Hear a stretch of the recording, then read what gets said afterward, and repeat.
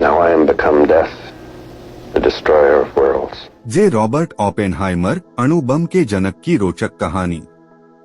हाँ, तो ये थे हमारे भौतिकीय जगत के सुपरस्टार जे रॉबर्ट ओपेनहाइमर।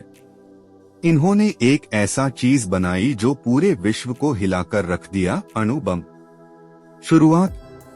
ओपेनहाइमर का जन्म 22 अप्रैल 1904 को हुआ था न्यूयॉर्क सिटी में। इनकी बचपन से ही रुचि विज्ञान में थी और उन्होंने इसे बनाए रखने का संकल्प किया।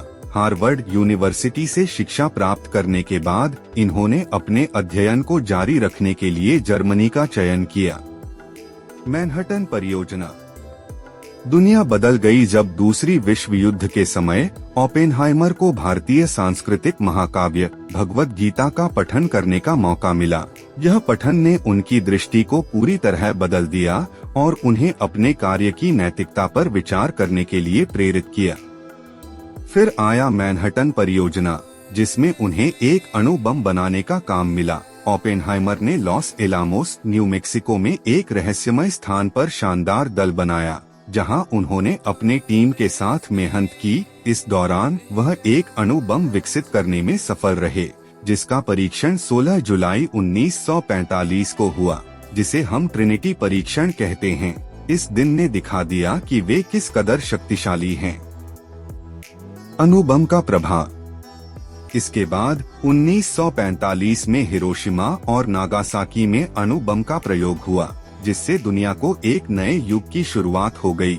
यह युद्ध समाप्त हो गया, लेकिन इसने एक नए सवाल उत्पन्न किए, क्या इतनी शक्तिशाली हथियारों का उपयोग करना ठीक है?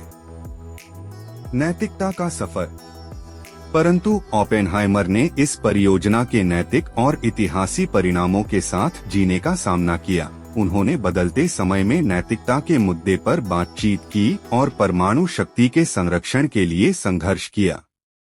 ओपेनहाइमर ने विज्ञान में एक नया मायाजाल खोला और उसने हमें। ओपेनहाइमर और अणु बम, एक भावनात्मक परिणाम। जब जे रॉबर्ट ओपेनहाइमर ने अणु बम बनाया तो उनकी भावनाएं एक संघर्ष से भरी थीं। इस घड़ी में उनकी अंतरात्मा ने एक अद्वितीय स्थिति में पहुंचा, जिसे वह स्वयं को अच्छा या बुरा महसूस करने में समझ नहीं पा रहे थे। अनिवार्यता का बोझ। अणु बम बनाने का कार्य करते समय ओपेनहाइमर ने अणु शक्ति की भयंकरता और इसके उपयोग की अनिवार्यता का बोझ महसूस किया। उन्होंने यह जानते हुए भी कि यह एक बड़े युद्ध का कारण बनेगा, उन्हें यह सोचकर कठिनाई हुई कि वे इस परियोजना को जारी रखें या नहीं।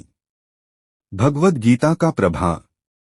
ओपेनहाइमर की भावनाएं और दिल की गहराइयों में एक महत्वपूर्ण पल था उनका भगवद गीता के पठन का। ट्रिनिटी परीक्षण के बाद जब उन्होंने पहली बार इस शक्ति को देखा तो उन्होंने भगवद गीता से एक श्लोक याद किया, कालोस्मि लोकक्षयकृत प्रवृद्धो लोकांस्माहर तुम्हें प्रवृत्तः। इससे उन्हें समझ में आया कि शक्ति का उपयोग भले ही युद्ध के लिए किया जा रहा हो, परंतु इसमें एक प्राकृतिक नियम है, समय का चक्र। अंतरात्मा का संघर्ष। यद्यपि ओपेनहाइमर को अपने वैज्ञानिक कौशल में गर्व था, लेकिन उनकी अंतरात्मा में एक अंधविश्वास छिपी थी। उन्होंने इस शक्ति का उपयोग होने के बाद अपनी चिंताओं का सामना किया और उन्होंने खुद को इस बड़े कार्य के लिए जिम्मेदार महसूस किया।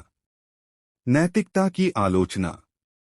ओपेनहाइमर की अंतरात्मा ने उन्हें इस प्रकार की शक्ति का उपयोग करने पर नैतिक आलोचना करने पर मजबूर किया। उन्होंने परमाणु हथियारों के अंतर्राष्ट्रीय नियंत्रण के पक्षधर का समर्थन किया, जिससे एक सामंजस्यपूर्ण दुनिया की दिशा में कदम बढ़ाने का समर्थन किया।